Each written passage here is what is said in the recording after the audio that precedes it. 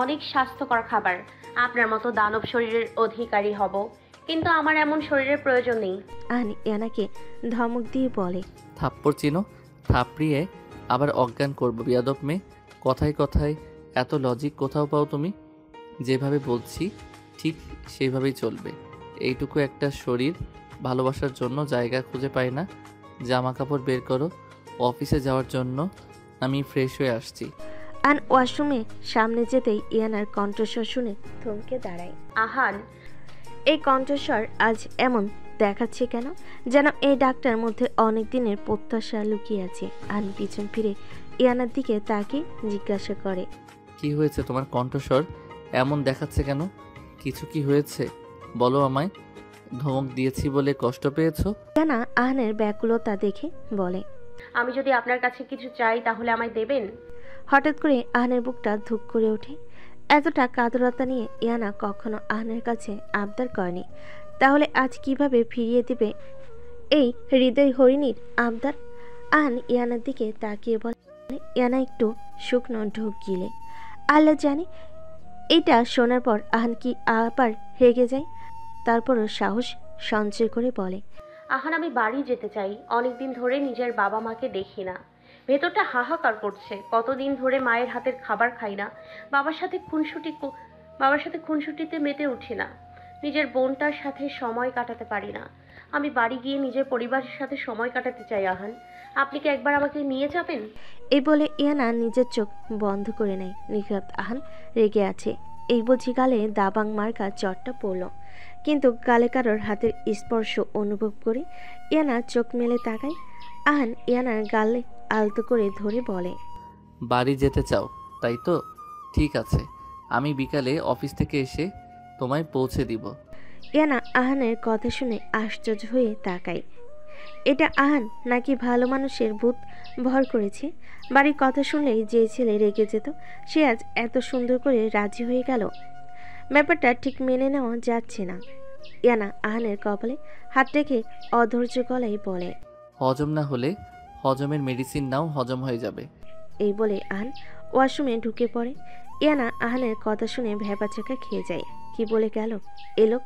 পর মুহূর্তে মনে পড়ে যায় আহান ইয়ানাকে ওর বাড়ি নিয়ে যাবে। এর যে খুশির আর কি হতে পারে? আমি আপনাকে ঠিক করব আহান। অমাবস্যা থেকে ফিরিয়ে এনে আপনাকে আলোর সন্ধান করাবো। আর এটা ইয়ানা বিনতে আসাদ আপনাকে প্রতিজ্ঞা করলো। ভার্সিটি ছুটি হয়ে যাওয়াতে ড্রাইভার এসে ইয়ানাকে নিয়ে যায়। বন্ধু মহলে সবাই চলে যায়। সুমাইয়া ভার্সিটির সামনে রিক্সার জন্য অপেক্ষা করছে। ঠিক তখন তার সামনে একটা কালো সাদা রঙের গাড়ি এসে থামে। সুমাইয়া গাড়িটাকে চিনতে না পেরে ওইখান থেকে সরে যায়। গাড়ির মালিক সুমুর এই ব্যবহারে কপাল কুঁচকে নেয়। এইভাবে এড়িয়ে চলে গেল কেন? পরে মনে পড়ে আজ সে তো অন্য গাড়ি নিয়ে এসেছে, তাই মহারানী চিনতে পারেনি। গাড়ির মালিক গাড়ি থেকে নেমে ঠিক সময় পিছনে গিয়ে দাঁড়ায়। সুমাইয়া পিছন ফিরতেই অবাক হয়ে যায়। অবাক হয়ে বলে। রায়ান, আপনি তো এখন অফিসে থাকার কথা। আপনি আমার ভার্সিটির সামনে কি করছেন? বউকে দেখার জন্য মনটা ছটপট করছিল, তাই তো তোমার ভার্সিটির সামনে চলে আসলাম।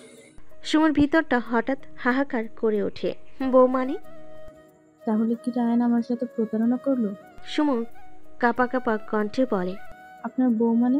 আপনি বিয়ে করছেন রায়ান? আপনার বউ আছে? রায়ান সুমুর দিকে তাকিয়ে মনে মনে ভাবে, কি মেয়ে রে বাবা, ওকে বউ বলছি আর ও আরেকজনকে ভেবে নিয়েছে। বউয়ের সাথে দেখা করতে আসলে কি এই মেয়ের সামনে আসতাম? বিয়ে এখনো হয়নি, তবে মন থেকে তাকে বউ হিসেবে স্বীকার করে নিয়েছি। এখন শুধু কাগজে কলমে হালালভাবে করা বাকি। এখন আপনি আর আপনার আঙ্কেল রাজি থাকলেই হবে। কি বিয়ে করবেন না আমাকে? রায়ানের কথা শুনে সুমুর টনক নড়ল। সুমুর রায়ানের কথা শুনে বলে। আপনি আমাকে বউ বলছেন? কেন, অন্যজনকে বলার কথা ছিল? তুমি চাইলে বলতে পারি। সুমু বাঘিনী নাই খেপে গিয়ে বলে। শুধু বলে দেখুন, অবস্থা খারাপ করবো আপনার। রায়ান সুমুর দিকে তাকিয়ে মুচকি হাসি দিয়ে বলে। একটা সমর রূপে আমি জ্বলছে যাই। আর একটা সময় আসলে তো আমি নিঃশ্বাস হয়ে যাব। আমার হৃদয় হরণ তুমি করেছ, তাহলে অন্যকে কিভাবে বউ বলে ডাকবো শুনি? সুমো রায়ানের কথা শুনে লজ্জায় মাথা নিচু করে ফেলে। রায়ান ইয়ানার লজ্জা মাখা মুখটা দেখে একটা প্রশান্তির নিঃশ্বাস ফেলে। এইভাবে লজ্জা পেলে কিন্তু আমি নিয়ন্ত্রণহীন হয়ে পড়ি। সুমো অসভ্য বলে সামনে এগিয়ে যায় রিক্সা ডাকার জন্য। রায়ান সুমোকে রিক্সা ডাকতে দেখে অবাক হয়। এ মেয়ের জন্য সমস্ত কাজ রেখে এসেছি পৌঁছে দিব বলে, আর এ মেয়ে রিক্সা ডাকছে। রায়ান সুমোর সামনে গিয়ে বলে, বাড়ি চলো। বাড়িতেই তো যাচ্ছি। গাড়িতে উঠো গিয়ে। রিক্সা থাকতে গাড়িতে উঠতে যাব কেন? তাহলে আমি কেন এসেছি? কেন এসেছেন? আপনি কেন এসেছেন আমি কি করে জানবো? সুমু, আমি কিন্তু রেগে যাচ্ছি। রেগে গেলে আমি কি করব? কখন থেকে কি করব শুরু করছো? তুমি জানো আমি কেন এসেছি? তাহলে এভাবে রাগিয়ে দিচ্ছ কেন?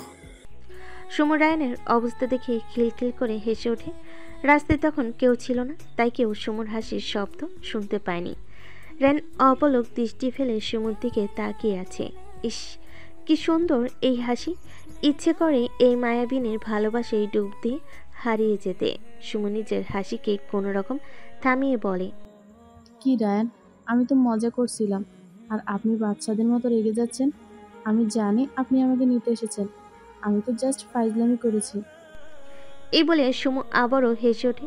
রায়ান এক দৃষ্টিতে সুমোর দিকে তাকিয়ে থাকে। সুমো রায়ানকে নিজের দিকে তাকিয়ে থাকতে দেখে এক ভুরু উঁচিয়ে বলে, কি হলো মিস্টার রায়ান, এইভাবে তাকিয়ে আছেন কেন?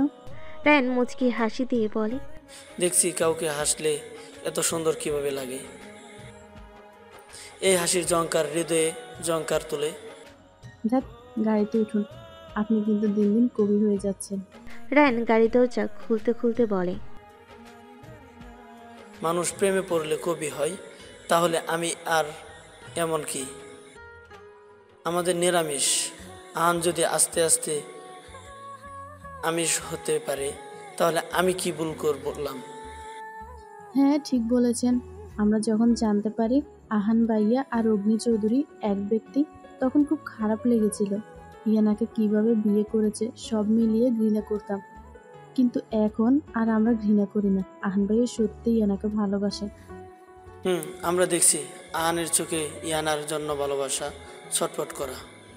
আর যে ছেলে বন্ধুদের জন্য নিজের জীবন দিতে পিছু পা হয় না, সে নিজের ভালোবাসাকে কখনো বিপদের সম্মুখীন হতে দিবে না। আপনাদের বন্ধুত্ব দেখে মাঝে মাঝে অবাক হই, এই যুগে এসে কিভাবে এত স্ট্রং বন্ধুত্ব থাকতে পারে। If I did not really see you, I would not understand. সত্যি আপনাদের না দেখলে বুঝতাম না। রায়ান সুমুর কথা শুনে একটা নিঃশ্বাস ফেলে। আহান তাদের যতটা ভালোবাসে ততটা ভালোবাসা মনে হয় তারাও বাঁচতে পারেনি। ইয়ানা ভার্সিটি থেকে এসে ফ্রেশ হয়ে খাওয়া দাওয়া করে সোজা দাদুমণির রুমে চলে যায়। কিরে, কিছু বলবি? আসলে দাদুমণি উনি বলেছে আজ আমাদের বাড়ি নিয়ে যাবে। অনেকদিন হলো বাড়িতে যাই না, আব্বু আম্মুর জন্য মনটা হাহাকার করছে, তাই বাড়িতে যেতে চাই আর কি। বাড়িতে যাবি, এটা অনুমতি নেওয়ার কি আছে? আমিও এটা ভাবছিলাম, অনেক দিন ধরে তুই বাড়িতে যাস না। সাথে অনেকবার কথা বলার চেষ্টা করছিলাম, কিন্তু কিছু একটা ভেবে আর বলিনি। যদি আবার ও রেগে যায়, যা কয়েকদিন থেকে আয়, তোর ভালো লাগবে। ওকে দাদুমণি, আর হ্যাঁ, আমি সবগুলো ঔষধ বুঝিয়ে দিয়ে যাচ্ছি, সময় মতো খেয়ে নেবে। যদি একটা ঔষধের এদিক সেদিক হয় তাহলে তোমার খবর আছে। আমি বাড়ি থেকে এসে সবগুলো ঔষধ এক এক করে দেখবো। দাদুমণি হাসি দেয় ইয়ানাকে বলে, যেই টেট দিয়ে যাচ্ছিস না খেয়ে কি উপায় আছে? তুই কি জানিস তুই আহানের মতো সাইকো হয়ে যাচ্ছিস? ইয়ানা ফিক করে হাসি দিয়ে বলে, হ্যাঁ, ওনার মতো একটু কথা বলার চেষ্টা করছি। এরপর ইয়ানা দাদুমণির সম্মতি পেয়ে নিজের রুমে চলে যায়। রুমে গিয়ে নিজের সব কাপড় গুছিয়ে নেয়। আহানের কাপড় গোছাতে গিয়ে কাবারে হাত দেয়। এরপর কিছু একটা ভেবে হাত সরিয়ে নেয়। ওনার কাপড় উনি এসে গুছিয়ে নিবে, আমি গোছাতে গেলে এদিক সেদিক হবে, পরে আমার সাথে শুধু রাগারাগি করবে। ইয়ানা এসব ভেবে আহানের কাপড় আর গোছায়নি। বেবি পিঙ্কের মধ্যে পাথরের কারুকাজ করা একটা শাড়ি পরে নেয়, সাথে একটা পাথরে কাজ করা হিজাব পরে নেয়। চোখে গাঢ় করে কাজল এঁকে ঠোঁটে লিপস্টিক দিতেই আহানের নিষেধের কথা মনে পড়ে যায়। না করেছিলেন লিপস্টিক দিতে, দেখলে যদি আবার রাগারাগি করে। এরপর কিছু একটা ভেবে বলে, সমস্যা নেই, কিছু একটা বলে ম্যানেজ করে নিব। ইয়ানা সাজ শেষ করে আয়নার সামনে গিয়ে অবাক হয়ে বলে, আরে ইনায়া, তুই যে এত সুন্দর এইটা কি তুই জানতি? মাশাআল্লাহ, কি সুন্দর লাগছে তোকে, কারোর যাতে নজর না লাগে। ফু ফু ফু। ইয়ানার ভাবনার মাঝেই আহান রুমে ঢুকে ইয়ানাকে খেয়াল না করে বিছানার দিকে কপাল কুঁচকে তাকায়। দেখে বিছানার পর ইয়ানার কাবারের সমস্ত কাপড় গোছানো। আহান মনে মনে ভাবে, একেই বলে মেয়ে মানুষ। একবার শুধু বলেছি বাবার বাড়ি নিয়ে যাব, খুশির ঠেলায় বাড়ির সমস্ত কাপড় গুছিয়ে নিয়েছে। যদি পারতো তাহলে পুরো শোরুমটা গুছিয়ে নিত। আহান ইয়ানাকে খুঁজতে গেলে চোখ আটকে যায় আয়নার সামনে বসে থাকা রমণীর দিকে। ইয়ানা এখনও দেখেনি আহান এসেছে। আহান ইয়ানাকে দেখে থমকে গেছে। এরূপ আহানের ভিতর এক ঝঙ্কার তুলেছে। সে এক দৃষ্টিতে তাকিয়ে থেকে ইয়ানার দিকে আস্তে আস্তে অগ্রসর হয়। ইয়ানা হঠাৎ আহানকে দেখে ভরকে যায়। এরপর আহানের দিকে মুচকি হাসি দিয়ে বলে, আরে আপনি এসে গেছেন, আমিও রেডি হয়ে গেছি, আপনিও তাড়াতাড়ি ফ্রেশ হয়ে নিন। কিন্তু ইয়ানার কথা কি আহান আদৌ শুনতে পেয়েছে? সে এক মোহে মোহিত হয়ে সামনে এগোতে থাকে। ইয়ানা আহানকে এইভাবে এগোতে দেখে কপাল কুঁচকে বলে, কি হলো, এইভাবে কচ্ছপের মতো ধীরে ধীরে এগোচ্ছেন কেন? আমি আপনাকে ফ্রেশ হয়ে আসার কথা বলছি, আর আপনি এভাবে কচ্ছপকে কপি করছেন। আহান ধীরে ধীরে ইয়ানার সামনে এসে দাঁড়ায়। ইয়ানা আহানের দৃষ্টি দেখে ভরকে যায়। লোকটার দৃষ্টি আজ এমন দেখাচ্ছে কেন? আহান ধীরে ধীরে ইয়ানার খুব কাছাকাছি এসে দাঁড়ায়, এতটা কাছে যে তারা একে অপরের হৃদস্পন্দন শুনতে পাচ্ছে। ইয়ানা একটা শুষ্ক ঢোক গিলে বলে, কি কি কি হয়েছে? কি এভাবে এগোচ্ছেন কেন? ইয়ানা কথা শেষ করতেই আহান ইয়ানার ঠোঁটে শাহাদাত আঙ্গুল দিয়ে বলে, হুশ, একদম চুপ। কে বলেছিল তোমায় এই ধ্বংস করা সাজ সাজতে? এখন একজনকে এইরূপ দেখিয়ে চলে গেলে সে যে সারাদিন তৃষ্ণার্ত চাতকের ন্যায় ছটফট করবে, আমার অনুভবের শেহজাদি। আহানের কথা শেষ হওয়া মাত্রই ইয়ানা নিজের হাত দ্বারা ঠোঁট চেপে ধরে। নির্ঘাত এই বেটা এখনো ঠোঁটে মানিজ্যত শেষ করবে। আহান ইয়ানার অবস্থা দেখে একটা বাঁকা হাসি দেয়। এরপর জোরে ইয়ানার কোমর চেপে ধরে। ইয়ানা আহ শব্দ করে মুখ থেকে হাত সরিয়ে কোমরে স্পর্শ করে। ইয়ানা হাত সরাতেই আহান ইয়ানার ঠোঁট নিজের ঠোঁট দ্বারা আলিঙ্গন করে। এরপর আহান ইয়ানার কোমরে হাত দিয়ে সরিয়ে ইয়ানার হাত দুটি চেপে ধরে। ইয়ানার চোখ বড় বড় করে তাকায়। কেমন বুদ্ধি রে বাবা, ঠোঁট থেকে হাত সরানোর জন্য এইভাবে এত জোরে কোমর চেপে ধরেছে। ইয়ানা একটু ছটফট করে শান্ত হয়ে পড়ে, কারণ সে ভালো করে জানে এই অবস্থায় ছটফট করা মানে নিজের শক্তি অপচয় করা। সেই দানবের সাথে কখনো পেরে উঠবে না। আর অনেকক্ষণ পরে ইয়ানাকে ছেড়ে দেয়। আহান আর ইয়ানা জোরে জোরে শ্বাস টানে। আহান আবেশে চোখ বন্ধ করে নেয়। ইয়ানা কিছু একটা ভেবে আয়নার সামনে যায়। আয়নায় নিজের অবয় দেখে রেগে আহানের দিকে তাকায়। আহান ইয়ানা তাকানো দেখে বলে, দেখো, এইভাবে তাকাবে না। অনেক কষ্টে নিজেকে আটকিয়েছি। যদি এইভাবে তাকাও তাহলে আর আটকাতে পারবো না। পরে বাপের বাড়ি যাওয়া বন্ধ। সারাদিন আনকে আর কিছু বলতে না দিয়ে ধমক দিয়ে বলে, চুপ করুন, আপনি বেহায়া লোক, তাকাবো, 100 বার তাকাবো। ইয়ানা কান্না করতে করতে ঠোঁটে হাত দিয়ে বলে, কত শখ করে একটু সেজেছিলাম, কতদিন পরে একটু লিপস্টিক দিয়েছিলাম, সব শেষ করে দিলেন। আন ইয়ানার এই বাচ্চামো দেখে অবাক হয়ে যায়। এই মেয়ে এইভাবে কান্নাও করতে জানে? আমি তো ভেবেছিলাম শুধু আমার সাথে ঝগড়াই করতে পারে। আন ইয়ানার দিকে তাকিয়ে বলে, আমি তো লিপস্টিক নষ্ট করেছি। যদি ভেড়ার মতো ভ্যাভ্যা করো তাহলে কাজলও রেপটে যাবে। তখন পেতনি দেখা গেল আমাকে দোষ দিতে পারবে না, আমি আগেই বলে দিচ্ছি। ইয়ানা নিজের রাগকে নিয়ন্ত্রণ করে টিস্যু দিয়ে ঠোঁট মুছে ফেলে। আহান ইয়ানার দিকে তাকিয়ে একটা বড় নিঃশ্বাস ফেলে। এমির দিকে এখন যত তাকাবে তত কন্ট্রোললেস হয়ে যাবে। আহান ইয়ানার দিকে তাকিয়ে ধমক দিয়ে বলে, এরপর থেকে যাতে এইরকম শাড়ি পরতে না দেখি। নিজেকে ঠিক রাখতে পারি না। আর তোমায় লিপস্টিক দিতে মানা করেছিলাম না, তাহলে কেন দিয়েছ? আর যাতে দিতে না দেখি। এরপর আহান ওয়াশরুমে চলে যায়। এই মেয়ের সামনে থাকলে কিছু একটা করে ফেলবে। ইয়ানা রেগে কান্না করে দেয়। মানুষ সাজলে নাকি তার স্বামী প্রশংসা করে, আর আমার স্বামী প্রশংসা করছে আমি নাকি পেতনির মতো লাগে। শয়তান অ্যানাকন্ডা দানব একটা। কিছুক্ষণ পর আহান ওয়াশরুম থেকে বের হয়ে আসে। দেখে ইয়ানা থমথমে মুখ নিয়ে বসে আছে। আহান কপাল কুঁচকে ইয়ানার দিকে তাকিয়ে বলে, একটু আগে বাপের বাড়ি যাবে বলে কাবার্ডের সব জামা কাপড় নিয়ে নিয়েছিলে, খুশিতে নাচানাচি করেছ, তাহলে এখন এমন করে বসে আছো কেন? ইয়ানা ভাবনার মধ্য থেকেই উত্তর দেয়। আমার জন্য জামাই খুঁজুন। আহান ইয়ানার দিকে রাগী চোখে তাকিয়ে বলে, কি বললে তুমি? সাহস কিন্তু দিন দিন বেড়ে যাচ্ছে তোমার, ইয়ানা। এতে সাহস বাড়ার কি আছে? আমি সাজলে কেউ বলে না আজ তোমাকে খুব সুন্দর লাগছে, রান্না করলেও কেউ বলে না তোমার রান্নাটা খুব সুস্বাদু হয়েছে। এরপর আবার উল্টো থ্রেড দেয়, রান্না করলে শুধু আমার জন্য করবে, আর কারোর জন্য যাতে করতে না দেখি। কেন এমন হবে? কেন? তাই বিয়ে করে জামাইয়ের মুখের প্রশংসা শুনতে চাই। আহান ইয়ানার কথা শুনে কি বলবে নিজেও জানে না। মানে এই মাথামোটা মেয়ের প্রতি ওর কিভাবে এত আসক্তি হলো। মাথার মধ্যে কিছু নেই, পুরো ফাঁকা ড্রাম। ওর সৌন্দর্যের প্রশংসা আলাদা করে দিতে হবে। ও কি এটা বুঝতে পারে না? রান্না সুস্বাদু হয়েছিল বলেই বারণ করেছে, আর যাতে রান্না না করে, কারণ আমি চাই না আমার বইয়ের হাতের রান্না অন্য কেউ আহার করে, শুধু সে নিজে তার বইয়ের রান্না খাবে। কিন্তু এই মাথামোটা মেয়ের প্রশংসার জন্য বসে আছে, আর প্রশংসা করে কিভাবে সেটাই তো জানি না। এরপর আহান ইয়ানার দিকে তাকিয়ে গম্ভীর কণ্ঠে বলে, বিয়ে করতে চাও তাই তো? ঠিক আছে, সময় হলে তোমার এই আবদারও পূরণ করব। ইয়ানা অবাক হয়ে বলে, আপনি রাগ করেননি? আমি বিয়ের কথা বলেছি, কিন্তু যখন জানো এই কথা বললে রাগ করব, তখন বলেছিলে কেন? মাইর খাওয়ার জন্য? যদি সত্যি সত্যি মেরে দেয়, উনি বিয়ে দিতে রাজি আছে, তবুও একটু বলবে না ইনায়া তোমাকে খুব সুন্দর লাগছে, তোমার রূপে আমি মোহিত হয়ে গেছি, ভণ্ডলোক একটা। ইয়ানা আর কিছু বলে না। ইয়ানার এই বিড়বিড় করা কথা শুনে আহান একটা বাঁকা হাসি দেয়। মার্সিডিজ বেঞ্জ এমজি পোলো কালারের বিলাসবহুল গাড়িটি। ইয়ানা গাড়ি থেকে নেমে আহানের দিকে তাকায়। আহান ইয়ানার দিকে না তাকিয়ে গাড়ি স্টার্ট করতে যাবে, ঠিক সেই সময় ইয়ানা গিয়ে গাড়ির সামনে দাঁড়িয়ে পড়ে।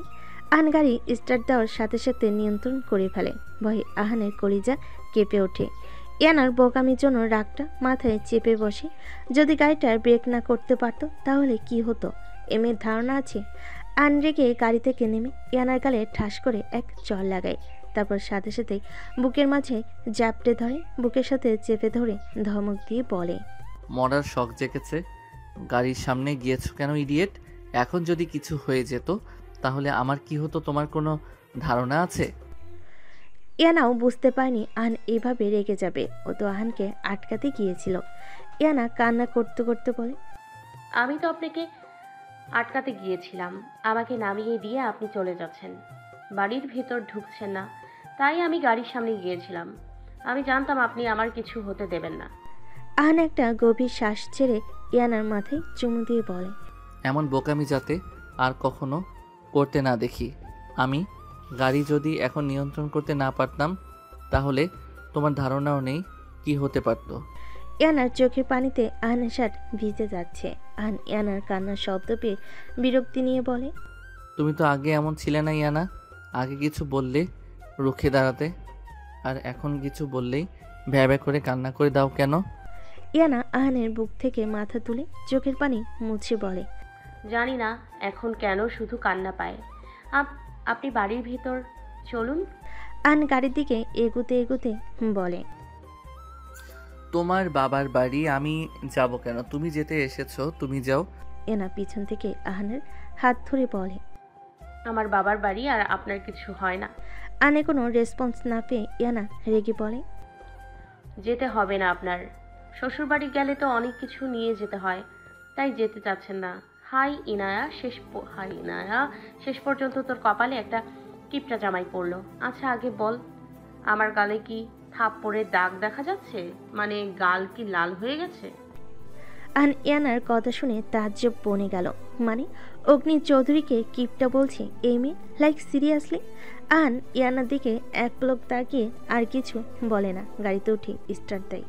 ইয়ানা কিছু বলতে যাবে তার আগেই আহান ইয়ানার দৃষ্টিসীমার বাহির চলে যায়। ইয়ানা একটা শ্বাস ছাড়ে, এই লোক জীবনও ঠিক হবে না। ইয়ানা মোবাইলের গ্লাস দিয়ে নিজের গালটাকে ভালো করে দেখে নাই। আহান যে জায়গায় থাপ্পড় দিয়েছিল ওইখানে লাল হয়েছে কি না, তবে বেশি একটা হয়নি। কেউ কিছু বলে বলবো কি যেন কামড় দিয়েছিল, পরে এমন হয়ে গেছে। এনা এসব ভাবতে ভাবতে বাড়ির কলিং বেল চাপ দেয়। এনার মন আজ ভীষণ খুশি। কতদিন পর নিজের বাড়িতে এসেছে। কলিং বেল কয়েকবার চাপ দিতেই সুমন দরজা খুলে চোখের সামনে ইয়ানাকে দেখতেই খুশিতে জড়িয়ে ধরে বলে, ও সুইট হার্ট, তুই এখানে? ভার্সিটিতে বলিসনি তুই আজ আসবি? ইয়ানা চোখ টিপ দিয়ে বলে, সারপ্রাইজ দিলাম বেবি, এখন ব্যাগগুলো ধর। ইস, হাতে ব্যথা হয়ে গেছে। সুমু ইয়ানার হাত থেকে ব্যাগগুলো নিয়ে দরজায় উকি দিয়ে বলে, কি রে, তুই একা এসেছিস? আহান ভাইয়া আসেনি? নিরামিষ কখনো আমিষ হতে দেখেছিস? উনি আমাকে দিয়ে গেছে, অথচ বাড়ির ভেতর প্রবেশ করেনি। ওহ আচ্ছা, তুই বস, আমি লেবুর শরবত করে নিয়ে আসছি। আম্মু তারা কোথায় রে? আন্টি তো ঘুমাচ্ছে আর আঙ্কেল কাজে আছে। রুলম্যাচ প্রাইভেটে গেছে, এখন চলে আসবে। এরপর সুমু ইয়ানাকে লেবুর শরবত বানিয়ে এনে দেয়। সুমু আর ইয়ানার গল্পের মধ্যে রুয়ানা প্রাইভেট থেকে চলে আসে। বিভানে ইয়ানাকে দেখে গিয়ে জড়িয়ে ধরে বলে, কেমন আছো তুমি? আহান ভাইয়া তোমাকে আসতে দিয়েছে? ভাইয়া আসেনি? সকালে আমার SMS পেয়ে নিশ্চয় এসেছো। সকালে আম্মু প্রচুর রেগে গিয়েছিল, অনেক কষ্টে ম্যানেজ করলাম। পরে তোমাকে জানালাম SMS করে আম্মু রেগে যাওয়ার কথা, কিন্তু তুমি তো তখন বলনি তুমি আসবে। আলহামদুলিল্লাহ বোন, উনি নিজেই আমাকে নিয়ে এসেছে, তোদের সারপ্রাইজ দিব বলে বলিনি। সেলিনা হোসেনের চেঁচামেচির শব্দ পেয়ে নিচে নামতে নামতে জিজ্ঞেস করে, তোরা এভাবে চেঁচাচ্ছিস কেন? আজ কি? সেলিনা হোসেন আর কিছু বলো না। ইয়ানাকে দেখে ওনার চোখে পানি চলে আসে। কতদিন পর নিজের মেয়েকে দেখছে। ইয়ানা সেলিনা হোসেনকে দেখে দৌড়ে গিয়ে জড়িয়ে ধরে। কেমন আছো আম্মু? আমি তো ভালো আছি, তুই কেমন আছিস মা? আলহামদুলিল্লাহ আম্মু, আমিও খুব ভালো আছি। তুই একা এসেছিস? আহান আসেনি? এসেছিল আম্মু, ওনার কাজ থাকায় আমাকে দিয়ে চলে গেছে। ইয়ানা অনেকক্ষণ আড্ডা দিয়ে নিজের রুমে চলে যায়। আড্ডা দেওয়ার মাঝে আসাদ হোসেনও অফিস থেকে চলে এসেছিল। ইয়ানা থাকবে এইটা ভেবেই তারা সবাই খুব খুশি। আন অফিসের মধ্যে বসে কিছু একটা ভাবছিল, তখন কেউ একজন রুমে ঢুকে। আহান কারোর আসার শব্দ পেয়ে সামনে ফিরে তাকায়। সামনের দিকে তাকাতেই মাথায় ধপ করে আগুন ধরে যায়। আহান রেগে হুঙ্কার দিয়ে বলে, to enter the cabin without permission to do courage. সাহস কি করে হয় অনুমতি ছাড়া কেবিনে প্রবেশ করার? ঝর্ণা আহানকে হুট করে জড়িয়ে ধরে বলে, ওহ আহান বেবি, তোমার কেবিনে আসার জন্য আমার পারমিশন নিতে হবে? আমি আর তুমি তো একই, শুধু শ্বাস প্রশ্বাস আলাদা। ঝর্ণা কথা শেষ করার পর ওই আহান ঝর্ণাকে নিজের কাছ থেকে সরিয়ে সজোরে দুই গালে দুইটা থাপ্পড় দেয়। এরপর ঝর্ণার গলায় ছুরি ধরে বলে, নষ্টা মেয়ে, সাহস কি করে হয় আমাকে জড়িয়ে ধরার? অগ্নি চৌধুরীর এই বুকে শুধু তার বউ মাথা গুঁজে, আর তুই সেই জায়গা অপবিত্র করতে এসেছিস। ঝর্ণার গলা কেটে একটু রক্ত বের হচ্ছে। সে ভয়ে ভয়ে বলে, প্লিজ আহান, ছুরিটা নামাও, নয়তো লেগে যাবে। যদি পারতাম তাহলে গলাটাই কেটে ফেলতাম। এরপর আহান ঝর্ণার গলা থেকে ছুরিটা নামিয়ে ঝর্ণাকে ধাক্কা মেরে ফেলে দেয়। এরপর দাঁতে দাঁত চেপে বলে, আর কখনো যাতে আমার আশেপাশে তোকে না দেখি।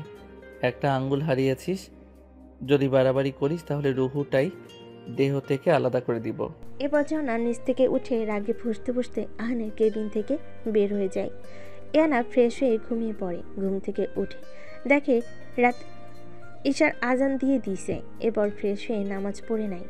আবহাওয়া হঠাৎ করে খুব ঠান্ডা অনুভব হচ্ছে। ইয়ানা বারান্দায় গিয়ে উকি দিয়ে আকাশের দিকে তাকাই। কয়েকটা দিন ধরে আবহাওয়া খুব শীতল, কিন্তু আজ মনে হচ্ছে ঝড় আসবে।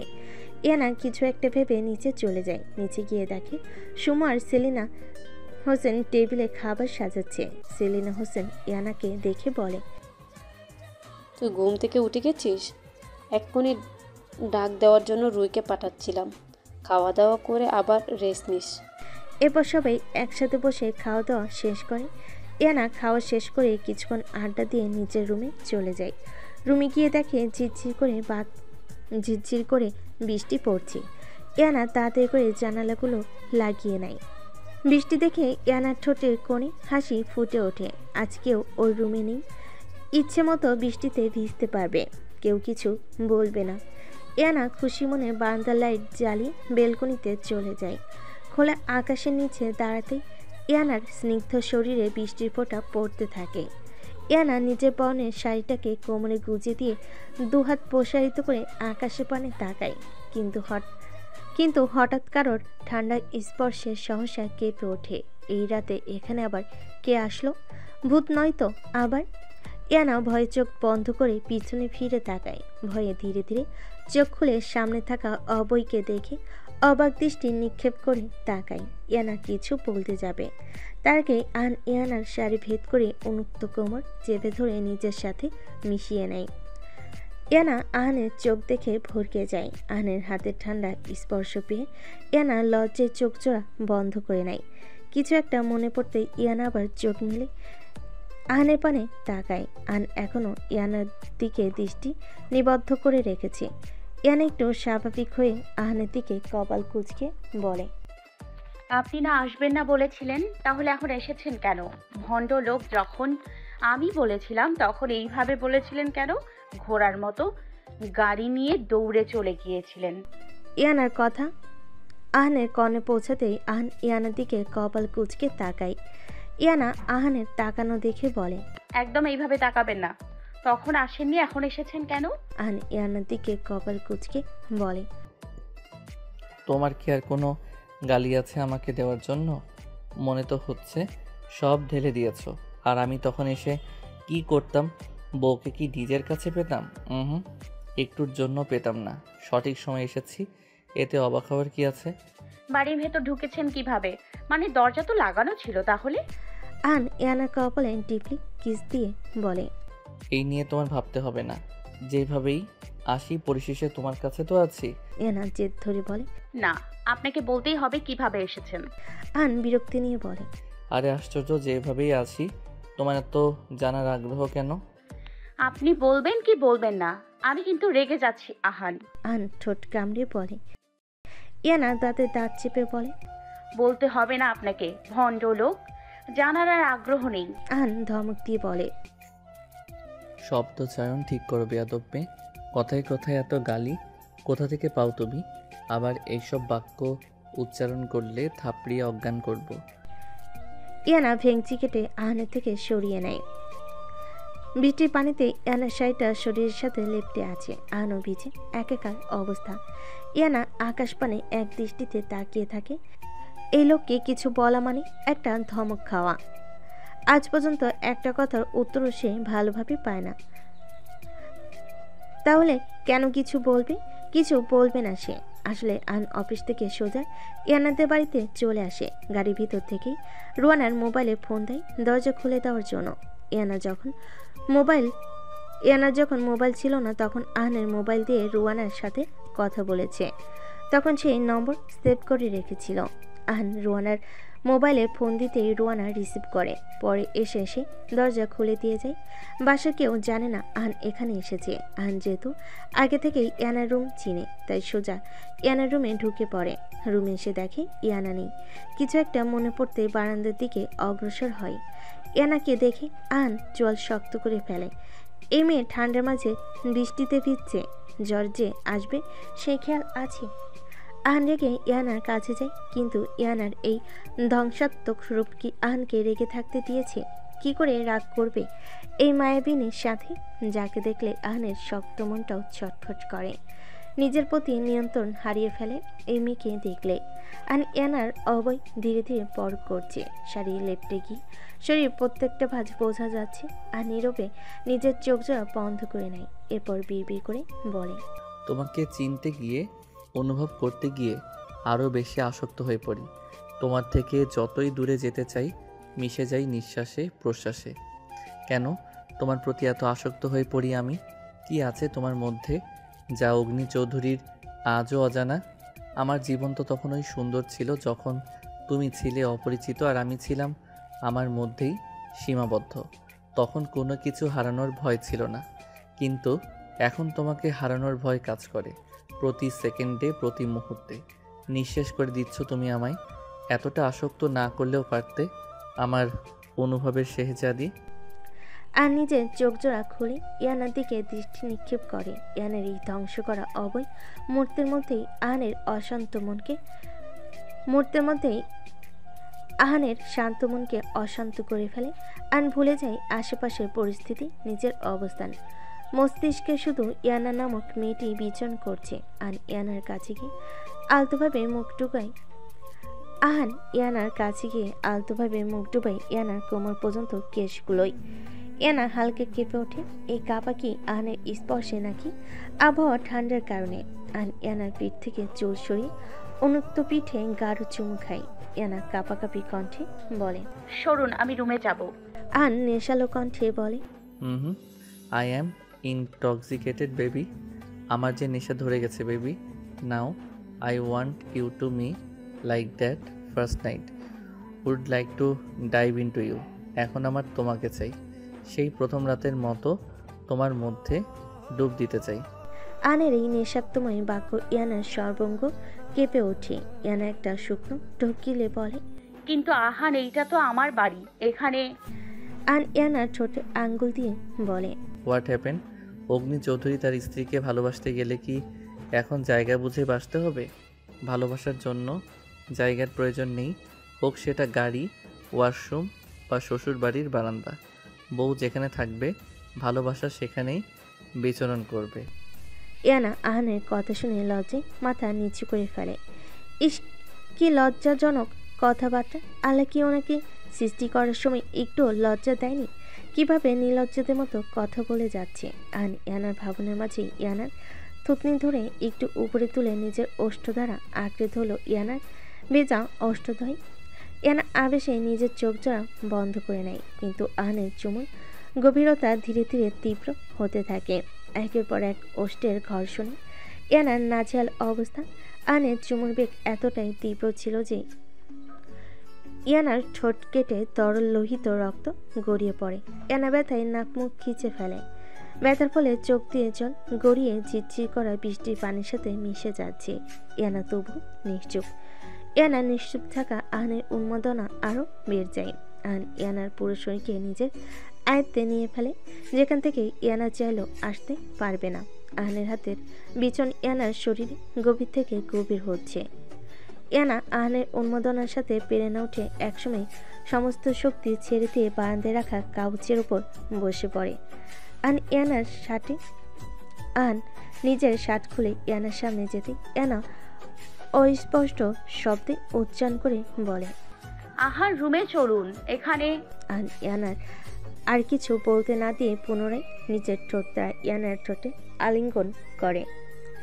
আন এক পলক ইয়ানার দিকে তাকিয়ে বলে, আমার শরীরের রন্ধ্রে, গন্ধে, নিঃশ্বাসে, শিরা উপশিরায়, মস্তিষ্কে আমার অনুভবে কেন এত মিশে গেলে? বারবার মাতাল করে দিচ্ছ আমায়। কেন এত জ্বালাচ্ছ তুমি এইভাবে? তুমি নামক অসুখের মেডিসিন যে আমি খুঁজে পাচ্ছি না আমার অনুভবের শেহজাদি। আহান ইয়ানার বন্ধ চোখ জোড়ার দিকে তাকিয়ে একটা মুচকি হাসি দেয়।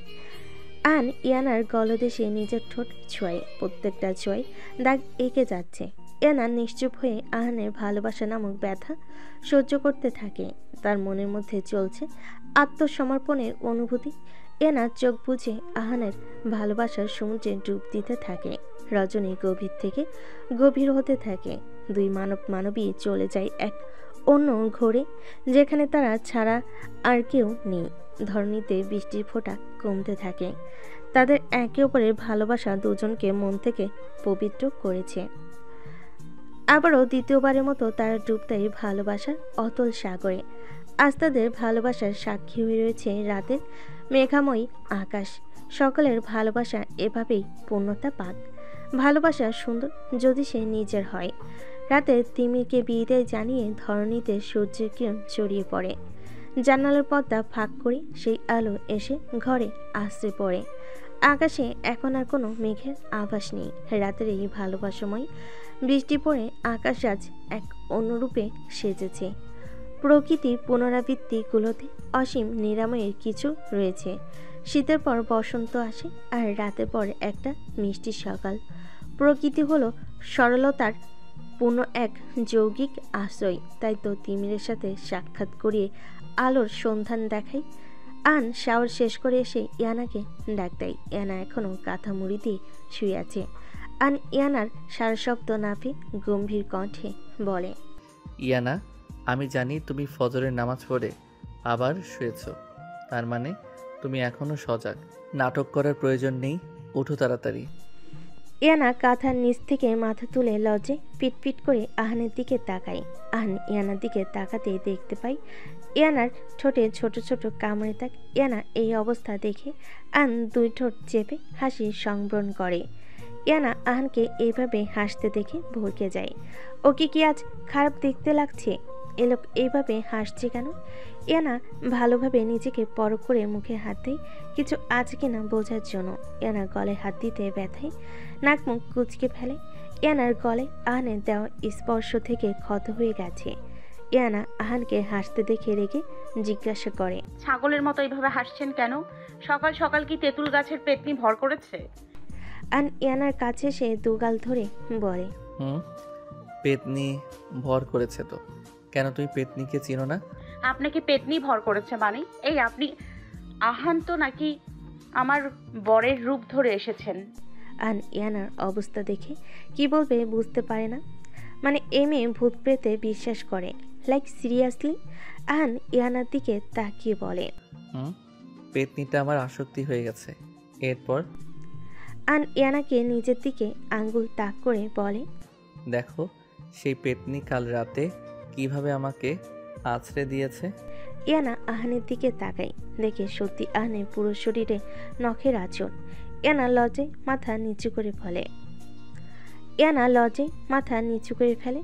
কি লজ্জাকর পরিস্থিতি! লোকটা কি জানে না আমি লজ্জা পাই? সবসময় এসব বলতে হয়। ইয়ানা আহানের দিকে চুরের মতো তাকায়, দেখে আহান এখনও তার দিকে তাকিয়ে মিটিমিটি হাসছে। আরে আজব তো, এত হাসার কি আছে? আমার মুখে কি কিছু আছে? ইয়ানা ঠোঁটে হাত দিতেই আহ করে ওঠে। আহান ইয়ানার কাছে সে কানে ফিসফিস করে বলে, আমার দেওয়া চিহ্ন কিন্তু তোমাকে খুব মানিয়েছে বউ। আমি কম ভালোবাসতে পারি না, যদি সেটা হয় নিজের বিয়ে করা বউ। এখন একদম মিসেস অগ্নি চৌধুরী লাগছে। ইয়ানা লজ্জায় নিজের মুখ ঢেকে ফেলে। আহান ইয়ানার দিকে তাকিয়ে বলে, তোমার নেইল কাটার কোথায় বলো তো? ইয়ানা অবাক হয়ে বলে, আপনি এই সকালে নেল কাটার দিয়ে কি করবেন? জঙ্গলি পেতনির নখ কাটবো। এই নখগুলো আমাকে খুব বিরক্ত করে। ইয়ানা কপাল কুঁচকে বলে, জঙ্গলি পেতনি কোথায় পেলেন আপনি? নিজের দিকে তাকাও। ইয়ানা আহানের কথায় থতমত খেয়ে যায়। তাকে আহান জঙ্গি পেতনি বলেছে, এত বড় অপমান কিছুতেই মেনে নেওয়া যায় না।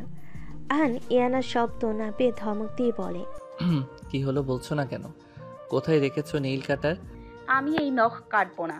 আপনি জানেন এইগুলো আমার অনেক শখের নখ। আমি অতি যত্নে লালন পালন করে বড় করেছি। আমি এগুলোকে হারাতে পারবো না। ওদেরকে অকালে মেরে ফেলবেন না মিস্টার মাফিয়া দানব অগ্নি চৌধুরী। আহান ইয়ানার কথা শুনে থমথমে খেয়ে যায়। হাতের নখকেও লালন পালন করে বড় করে, লাইক সিরিয়াসলি? এ মেয়ে আমাকে পাগল করে ছাড়বে। কিন্তু ওকে কি বললো এটা? আহান ইয়ানাকে ধমক দিয়ে বলে, আবার ভুলভাল শব্দচয়ন উচ্চারণ করছো? তোমাকে বলেছি না আমাকে এসব ডাকবে না? ইয়ানা অবুঝের মতো বলে, কি দেখেছি আমি? থাপ্পড় চিনো? শুধু একটা থাপ্পড় দিব, সব মনে পড়ে যাবে। এর মধ্যে আহান অনেকগুলো হাসি দিয়ে দিয়েছে। ইয়ানা তাকিয়ে তাকিয়ে আহানের নাক মুখ ধীরে ধীরে লাল হয়ে যাচ্ছে। নিশ্চয়ই এখন জ্বর আসবে। নিজের শরীরও ঠিক লাগছে না, পুরো শরীর ব্যথা করছে, আবারও জ্বর আসবে মনে হয়। ইয়ানের নিজের ব্যথাত শরীরটাকে নিয়ে আহানের সামনে এসে দাঁড়ায়। আপনার শরীরটা ভালো লাগছে না, মনে হচ্ছে জ্বর আসবে। আপনি বসুন, আমি আপনার জন্য আদা দিয়ে চা করে আনছি। ইয়ানা দরজার সামনে গিয়ে আবার থমকে যায়। ফিরে এসে আহানের সামনে দাঁড়িয়ে হাঁসফাঁস করতে থাকে। আহান ইয়ানার দিকে তাকিয়ে জিজ্ঞাসা করে, কি হয়েছে, যাচ্ছ না কেন? কিভাবে যাব? কেন, তোমার পা কেউ চুরি করে নিয়ে গেছে? ইয়ানা বিরক্তি নিয়ে বলে। আরে ধুর, এইটা না। তাহলে? ইয়ানা দাঁতের দাঁত চেপে বলে, একদম অবুঝের মতো ব্যবহার করবেন না। এই সব দাগ যদি তারা দেখতে পায় তাহলে তারা কি ভাববে? কি ভাববে আবার? তারা ভাববে তার মেয়েকে তার জামাই ভালোবেসেছে। এতে তো তোমার গর্ব করা উচিত। রোমান্টিক জামাই পেয়েছো তুমি। সে যেই জায়গায় স্পর্শ করে সেই জায়গায় ক্ষত সৃষ্টি হয়। ইয়ানা পারে না আহানের মাথা ফাটাতে। ইয়ানা অসভ্য বলে চলে যায়। পরে আবার দরজার কাছ থেকে আহানের কাছে ফিরে আসে। আহান কপাল কুঁচকে বলে, আবার কি? ইয়ানা অসহায় ফেস নিয়ে বলে, কিভাবে যাব তাদের সামনে? তারা নিশ্চয়ই এতক্ষণে জেনে গেছে আপনি এসেছেন। আমি আর আপনি এক রুমে ছিলাম। আপনি ভাবতে পারছেন বিষয়টা কি লজ্জাজনক? রুমে কখন ছিলাম? সারা রাত তো বারান্দায় ছিলাম। শেষ রাতে রুমে এসেছি। আর তোমার বিয়ে হয়েছে 3 থেকে 4 মাস হতে চলল। প্রতিদিন আমরা এক রুমে থেকেছি। আর আজ তোমার তাদের সামনে যেতে লজ্জা করছে। Like seriously Iyana? আপনি বুঝবেন না আমার লজ্জা। এতদিন শ্বশুরবাড়ি ছিলাম, কিন্তু আজ বাবা মায়ের সামনে। ইয়ানা নিজেকে ভালোভাবে আবৃত করে নিচে নেমে যায়। রান্নাঘরে গিয়ে দেখে সুমু চা বানাচ্ছে। গুড মর্নিং, শুনলাম আহান ভাই এসেছে। আচ্ছা সুমু, তোর সাথে কথা ছিল। হ্যাঁ বল, কি বলবি? ইয়ানাকে চারিদিকে ভালোভাবে দেখে নেয় কেউ আছে কিনা। এরপর আহানের জন্য চায়ের পানি বসাতে বসাতে বলে, শোন, আজ আব্বুর সাথে তোর আর রায়ান ভাইয়ার কথা আলোচনা করব। সুমু ইয়ানার কথা শুনে চিৎকার দিয়ে বলে, এই না না বোন, প্লিজ এমনি ফাঁসিয়ে দিস না আমায়। ইয়ানা সুমুর মুখ চেপে ধরে বলে, চুপ মাইয়া, ষাঁড়ের মতো চেঁচাচ্ছিস কেন? আগে শোন আমার কথা। কিন্তু ইয়ানা বোন, আমার ভয় করে। আস্তে আস্তে আঙ্কেলকে ম্যানেজ করে নিব। চুপ থাকতো। আমার এই বিষয় নিয়ে আহানের সাথে কথা হয়েছে, তবে উনি এই সবে পাত্তা দেয়নি। তুই তো ওনাকে চিনিস। শোন, তুই তো ওনাকে চিনিস, বিনা কারণে একটা বাক্য ব্যয় করে না। শোন, আব্বু আম্মু দুইজন ওই রায়ান ভাইকে পছন্দ করে। আমার মনে হয় না তারা অমত করবে। কে কি অমত করবে শুনি? হঠাৎ কারোর কণ্ঠস্বর পেয়ে ইয়ানা আর সুমু দুজনেই ভরকে যায়। কিছু না আম্মু, এই তো এমনি বলছিলাম কথা। ও আচ্ছা, কাল রাতে বলে জামাই এসেছে। মায়ের প্রশ্ন শুনে ইয়ানা একটা শুকনো ঢোক গিলে এরপর আমতা আমতা করে বলে, হ্যাঁ এসেছে তো। জামাই প্রথমবারের মতো এসেছে। কি কি পছন্দ করে আহান বাবা? ইয়ানা মায়ের কথা শুনে ভরকে যায়। আহান কি পছন্দ করে ইয়ানা তো জানে না। এখন যদি বলি আমি জানি না, নিখাত মায়ের খাবো। তার চেয়ে বরং ভুলভাল একটা বলে দিই, পরেরটা পরে দেখা যাবে। আসলে আম্মু, তোমাদের জামাই সকল মাংস থেকে গরুর মাংস খুব পছন্দ করে, আর মাছের মধ্যে সরষে ইলিশ আর গরম ভাত। অন্য খাবার এইসব খায় না।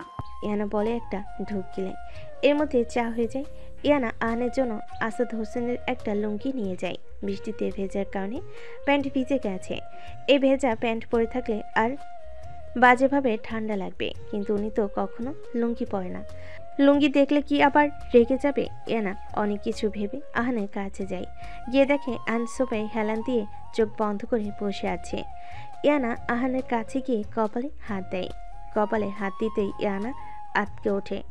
আহানের কপাল ভীষণভাবে গরম। আহান কি তবে কখনো বৃষ্টিতে ভিজেনি? এই ঝিরঝির বৃষ্টিতে এমন বাজেভাবে জ্বর এসেছে। আর নিজের কপালে ঠান্ডা কিছুর স্পর্শ পেয়ে চোখ মেলে তাকায়। ইয়ানা আহানের চোখ দেখে ভরকে যায়। চোখ জোড়ায় ভীষণ লাল হয়ে গেছে। হলুদ ফর্সা হওয়ার কারণে পুরো মুখ লাল হয়ে গিয়েছে। ইয়ানা আহানের বাহু ধরে অধৈর্য গলায় বলে, আহান, আপনার তো জ্বরে পুরো শরীর পুড়ে যাচ্ছে। বিছানায় আসুন, আমি জ্বর পট্টি দিয়ে দিচ্ছি। খাওয়া দাওয়া করে মেডিসিন নিন, ঠিক হয়ে যাবে।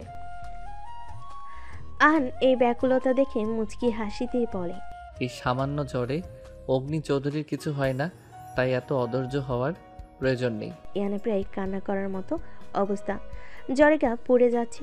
আর উনি বলছে সামান্য। আচ্ছা প্যান্ট ছেড়ে দিয়ে এই লুঙ্গিটা পরে নিন। আন ইয়ানার দিকে কবলে কুচকে তাকিয়ে বলে, লুঙ্গি পরবো তাও আমি? অসম্ভব। কেন? খুলে যাবে সেই ভয়ে পড়বেন না? আচ্ছা যদি খুলে যাওয়ার ভয় পান তাহলে আমার প্লাজো পরে নিতে পারেন। অনেক মোটা প্লাজো, আশা করি আপনার শরীরে লাগবে, তবে ছোট হবে। আন ইয়ানাকে ধমক দিয়ে বলে, থাপ্পড় চিনো? তুমি আমার সাথে ফাইজলামি করছো বেয়াদব মেয়ে। আমি লুঙ্গি কখনো পরিনি, তাই এইসবে অভ্যস্ত নই। প্লিজ আহান, বোঝার চেষ্টা করুন। এখন যদি আপনি এই ভেজা প্যান্ট পরে থাকেন তাহলে ঠান্ডা আরও লাগবে। ওকে, আমি আরিফকে ফোন দিচ্ছি, ও আমার জন্য প্যান্ট নিয়ে আসবে। আর তোমার এই লুঙ্গি দূরে সরাও। কিন্তু আরিফ ভাইয়া আসতে আসতে তো অনেক সময় লাগবে, তাই বলছি কিছুক্ষণের জন্য শুধু পড়ুন। আনের অনিচ্ছা সত্ত্বেও ইয়ানা জোরাজোরিতে এক প্রকার বাধ্য হয়ে পড়তে হয়। আজকাল অগ্নি চৌধুরী কারোর বাধ্যতারও শিকার হচ্ছে। ইয়ানা আহানকে লুঙ্গি পরা অবস্থায় দেখে হু হু করে হেসে ওঠে। আহান ইয়ানাকে হাসতে দেখে ধমক দিয়ে বলে, চুপ ইডিয়েট, হাসা বন্ধ করো। ইয়ানা অনেক কষ্টে নিজের হাসিকে আটকে রেখে বলে, আপনাকে কি সুন্দর লাগছে মিস্টার অগ্নি চৌধুরী। উফ, একদম চকলেট বয়। হঠাৎ ইয়ানা আহানের সামনে গিয়ে দুষ্টু হাসি দিয়ে বল, আজ আমি আপনার লজ্জা হরণ করবো মিস্টার অগ্নি চৌধুরী। ইয়ানার কথা শুনে আহান বলে, একদম আমার কাছে আসবে না। লুঙ্গির মধ্যে হাত দিলে তোমার হাত কেটে ফেলবো। কেন? আগে তো আমার সামনে গিয়ে বলতেন টাওয়ালটা খুলে ফেলি, তাহলে আজ এত ভয় পাচ্ছেন কেন? আমি তো আজ আপনার লজ্জা হরণ করেই ছাড়বো। ইয়ানার কথা শুনে আহান বাঁকা হাসি দিয়ে বলে, ভেবে নিও, একবার যদি লুঙ্গির মধ্যে হাত দাও তাহলে লজ্জাহরণ আমার না তোমার করব। আহানের কথা শুনে ইয়ানা ভ্যাবাচেকা খেয়ে যায়। নিজের কথাই নিজে আবারও ফেঁসে গেল। এইভাবে সে আহানের দিকে তাকিয়ে বলে, চাটা খেয়ে নিন, ঠান্ডা হয়ে যাচ্ছে। আহান বাঁকা হাসি দিয়ে বলে, কেন আমার লুঙ্গি খুলবে না? এই সরুন তো, আপনার লুঙ্গি খুলতে যাব কেন? আমি একটা ভালো মেয়ে, তাই আপাতত আপনার লজ্জা হরণ করব না। আজকের জন্য আপনাকে ছেড়ে দিলাম। আহান ইয়ানার দিকে একটু ঝুঁকে বলে, কিন্তু আমি তো চাই বেবি, আমারটা খুলো। কিন্তু লজ্জা আমার হরণ হবে না, হবে তোমার। ইয়ানা মেকি হাসি দিয়ে বলে, শুধু শুধু একজন আর একজনের লজ্জা হরণ করে লাভ আছে বলুন? আমরাই তো। ইয়ানার কথা শুনে আহান একটা মুচকি হাসি দেয়। ইয়ানা আহানকে ছোট ছোট চোখে পর করছে। এরপরে আহান বিছানায় শুয়ে গেলে ইয়ানা আদর্শ বইদের মতো মাথায় জলপট্টি দিয়ে দেয়। আপনি যখন বৃষ্টিতে ভিজতে পারেন না তাহলে কেন ভিজেছিলেন শুনি? কেন ভিজেছিলাম ভুলে গেলে নাকি? সকাল হতেই। ইয়ানা আর কিছু বলে না। এ লোকের মাথায় এসব ছাড়া আর কিচ্ছু নেই। হঠাৎ আহান শোয়া থেকে উঠে পড়ে। আরে উঠলেন কেন? অফিসে যেতে হবে। কি পাগল হয়ে গিয়েছেন আপনি? এই জ্বর নিয়ে অফিসে যাবেন? জ্বর হয়েছে তো কি হয়েছে, মরে তো আর যাব না। আর আমি শ্বশুরবাড়ির জামাই আপ্যায়ন খেতে আসিনি, যার জন্য এসেছিলাম তাকে দেখা হয়ে গেছে। তাহলে আর থেকে কি করব? তুমি কয়েকদিন থাকো, আমি আর আসতে পারবো না। আসবেন না মানে? আমিও তাহলে চলে যাচ্ছি। আর এখন না খেয়ে আপনি অফিসে যেতে পারবেন না। আহান ডেভিল হাসি দিয়ে বলে, আমি না আসলে তো তুমি খুশি হওয়ার কথা, আমি আসলে তুমি ক্ষত বিক্ষত হও। একদম মজা নেবেন না। আপনি খাওয়া দাওয়া না করে যেতে পারবেন না, আর এই জ্বর নিয়ে আমিও যেতে দিব না। আহান ইয়ানার কপালে চুমু দিয়ে বলে, কেন বাচ্চামো করছো? আমার খুব গুরুত্বপূর্ণ কাজ আছে। এরপর আহান বাঁকা হাসি দিয়ে বলে, আমি যদি এখানে থাকি তাহলে তুমি ঠিক থাকবে না। আগে শরীরের এই দাগগুলো ভালো হোক, তারপর না। আহানকে আর কিছু বলতে না দিয়ে ইয়ানা আহানের মুখ চেপে ধরে বলে, চুপ, অসভ্য।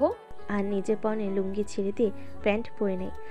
এতক্ষণে প্যান্ট হালকা শুকিয়ে গেছে। ইয়ানা আহানের দিকে তাকিয়ে কাতর কণ্ঠে বলে, প্লিজ আহান, অন্তত কিছু খেয়ে যান।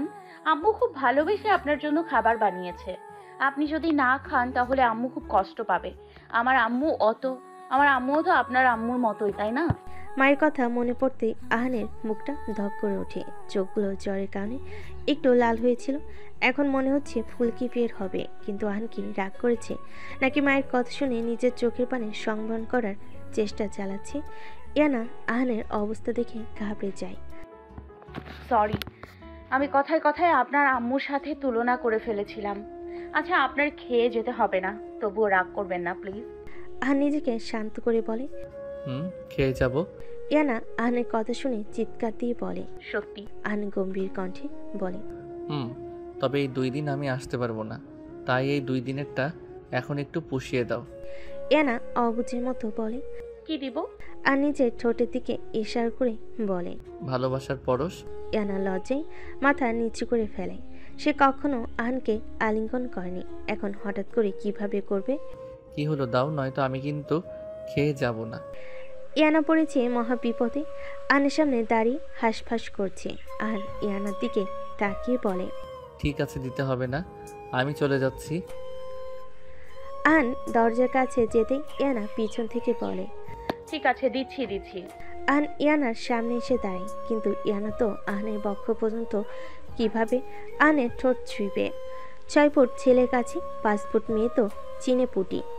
ইয়ানা মাথা নিচু করে আরও টান হয়ে দাঁড়ায়। ইয়ানা আহানের দিকে দাঁত চেপে তাকায়, যার অর্থ আছে আহানকে চুমু খেয়ে ছাড়বে। এরপর ইয়ানা একটা চেয়ার এনে তার উপর দাঁড়ায়। আহান ইয়ানার কাণ্ড দেখে মিটি হাসছে। নিজের থেকে খাটো বউ হলে যা হয় আর কি। ইয়ানা আহানের হাসি দেখে মাথায় জেদ চেপে বসে। যে করে হোক চুমু খেয়ে দেখিয়ে দেবে ইয়ানা খাটো হতে পারে, কিন্তু কোনো অংশে কম না। এরপর ইয়ানা আহানের সামনে দাঁড়িয়ে চুপ করে একটা চুমু খায়। চুমু খেয়ে সরে আসতে যাবে, তার আগেই আহান ইয়ানার মাথার পিছনে অংশ চেপে ধরে নিজের ঠোঁটের সাথে ইয়ানার ঠোঁট দখল করে নেয়। ইয়ানা আহানের বুকে ঘুষি দিতে থাকে। কত বড় বজ্জাত, আমাকে বলেছে দিতে, আর এখন এইটার ফায়দা তুলছে। ইয়ানা ছটফট করার কারণে আহান ইয়ানার হাত জোড়া নিজের এক হাত দিয়ে আবদ্ধ করে ফেলে। প্রায় 10 মিনিট পর আহান ইয়ানাকে ছেড়ে দেয়। ইয়ানা রাগে ফুসফুস করতে থাকে। আহান একটা বাঁকা হাসি দিয়ে নিচে যাওয়ার জন্য অগ্রসর হয়। ইয়ানাও আহানের পিছু পিছু আসে। খাবার টেবিলে হরেক রকম খাবার। এত খাবার দেখে ইয়ানার চোখ চড়ক গাছে। আম্মু এইসব কখন রান্না করলো? পুরো টেবিল জুড়ে বাহারি রকম খাবার। আহান টেবিলে তো বসেছে, কিন্তু খেতে পারছে না, কিভাবে খাবে সে এসব তেলাক্ত খাবার? সে তো এসব খায় না। আহানকে খেতে না দেখে সেলিনা হোসেন আহানের প্লেটে সর্ষে ইলিশ দিয়ে বলে, এই নো বাবা, তোমার পছন্দের খাবার। এইটা আমার পছন্দের খাবার, আপনাকে কে বলেছে? সেলিনা হোসেন হাসি দিয়ে বলে, ইয়ানা বলেছে তুমি নাকি সর্ষে ইলিশ আর গরু মাংস খুব পছন্দ করো, তাই ইয়ানার আব্বুকে দিয়ে বাজার থেকে টাটকা ইলিশ আনিয়েছি। আহান ইয়ানার দিকে কটমট চোখে তাকায়। যেখানে আহান মাছ খেতে পারে না কাটার জন্য, সেখানে সে ইলিশ খাবে কিভাবে? আর গরুর মাংস তো সে কোনোদিন সেও দেখে না, সেটা নাকি ওর পছন্দের খাবার। ইয়ানা আহানের তাকানো দেখে একটা শুকনো ঢোক গিলে। আল্লাহ, এখন যদি রেখে ঘূর্ণিঝড় শুরু করে আব্বু আম্মুর সামনে। আহানের ইচ্ছে করছিল এসব খাবার না খেয়ে ইয়ানাকে কাছা চিবিয়ে খেতে। ইয়ানা সবার আড়ালে কান ধরে ঠোঁট উল্টে আস্তে করে বলে, সরি। এরপর চোখ দিয়ে ইশারা করে এখন যাতে কিছু না বলে আব্বু আম্মু আছে। আহান ইয়ানার দৃষ্টি সরিয়ে অনেক কষ্টে খাবার শেষ করে। খাওয়া শেষে আহান নিজের গন্তব্যের দিকে অগ্রসর হয়। আহান চলে যেতে ইয়ান একটা শ্বাস ফেলে। ভুলভাল খাবারের নাম বলার জন্য নিঘাত ওর কপালে মায়ের আছে, কিন্তু তার আগে আব্বু আম্মুর সাথে সুমুর বিষয়ে কথা বলতে হবে। ইয়ানা একটা সাহস সঞ্চয় নিয়ে আসাদ হোসেনের সামনে বসে। এরপর সুমুকে ইশারা করে যাতে ভয় না পাই, কিন্তু কে শুনে কার কথা? সুমুর এতক্ষণে কাঁপাকাঁপি শুরু হয়ে গেছে। ইয়ানা আসাদ হোসেনকে বলে, আব্বু, তোমার সাথে কিছু কথা ছিল। কি কথা বল? আচ্ছা আব্বু, তোমার রায়ান ভাইয়াকে কেমন লাগে? হঠাৎ এই প্রশ্ন?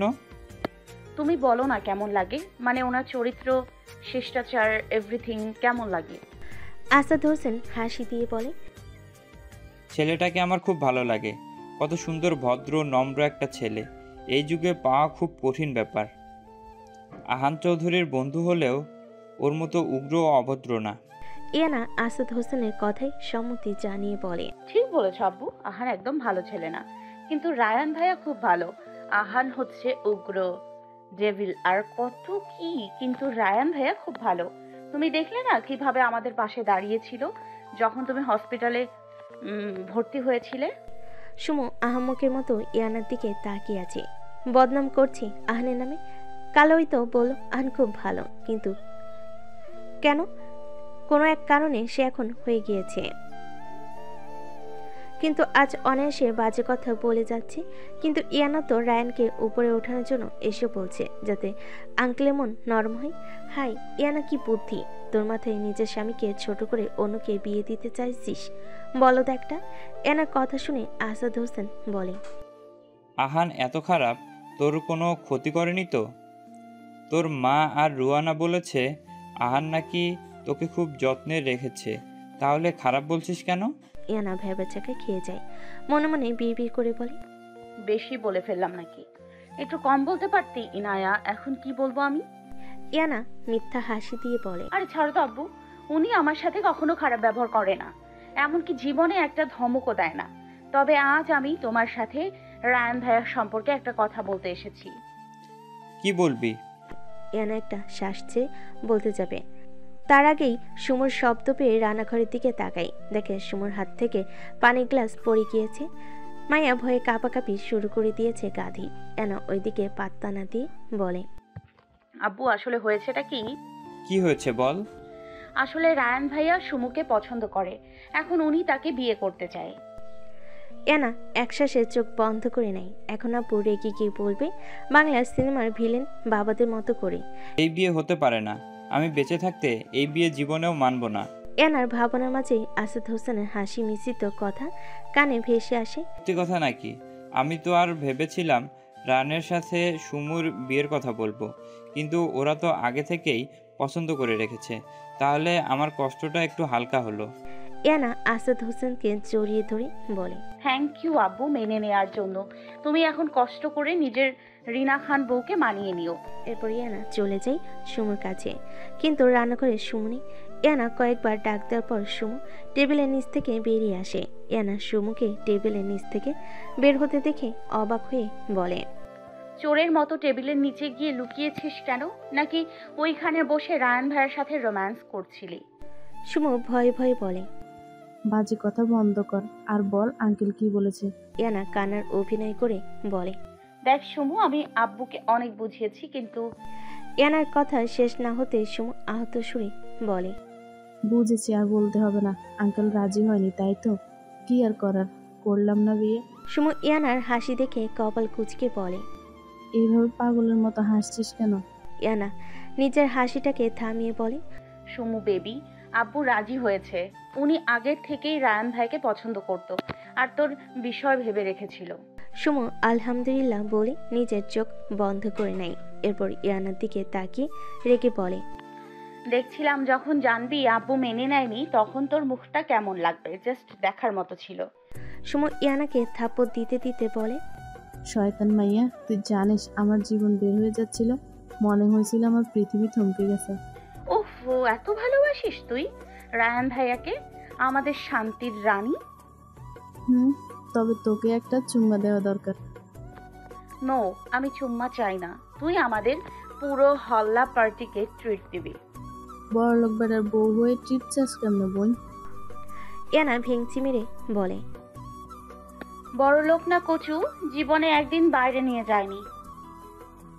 ঘোরার জন্য তো বাদ দে, বোন একদিন শখ করেও বলেনি ইনায়া চলো চন্দ্র বিলাস। অগ্নি চৌধুরীর মতো কিপটা ঢাকা শহরে আর একটাও নেই। সুমু ইয়ানার কথা শুনে উচ্চস্বরে হেসে ওঠে। গভীর জঙ্গলে অগ্রসর হচ্ছে দুজন যুবক, তার সামনে এগোচ্ছে আর শুকনো পাতার মচমচ শব্দ পুরো জঙ্গলে আতঙ্ক সৃষ্টি করেছে। কিছু দূর যেতেই কেউ একজন তাদের সামনে মুখ থুবড়ে পড়ে। লোকটি পড়ে যেতেই সামনে থাকা ব্যক্তিটা একটা বাঁকা হাসি দেয়। এরপর লোকটি ধীরে ধীরে পিছাতে থাকে আর সামনে থাকা লোকটি এগোতে থাকে। লোকটি আতঙ্ক নিয়ে বলে, ছেড়ে দিন আমায়, আমি কিছু জানি না কিছু। সামনে থাকা ব্যক্তিটি ঠান্ডা কণ্ঠে বলে, মিস্টার শেখ কোথায়, কোন গুহায় লুকিয়ে আছে বলো। বিশ্বাস করুন স্যার, আমি জানি না। মিস শেখের সাথে আমার কোনো যোগাযোগই নেই। এরপর সামনে থাকা লোকটি মাটিতে পড়ে থাকা ব্যক্তিটির দিকে তীক্ষ্ণ দৃষ্টি নিক্ষেপ করে, তারপর বাঁকা হাসি দিয়ে সাথে সাথে লোকটির দেহ থেকে মাথা আলাদা করে ফেলে। লোকটির শরীরের রক্ত সামনে থাকা ব্যক্তিটির মুখে গিয়ে ছিটকে পড়ে। ব্যক্তিটি বিড়বিড় করে বলে, বীজ অগ্নি চৌধুরীর সাথে মিথ্যা বলছে। এরপর লোকটা শার্টের ভিতর থেকে একটা হিডেন ক্যামেরা হাতে নেয়। ক্যামেরা হাতে নিয়ে চোখের সামনে নিয়ে দাঁতে দাঁত চেপে বলে,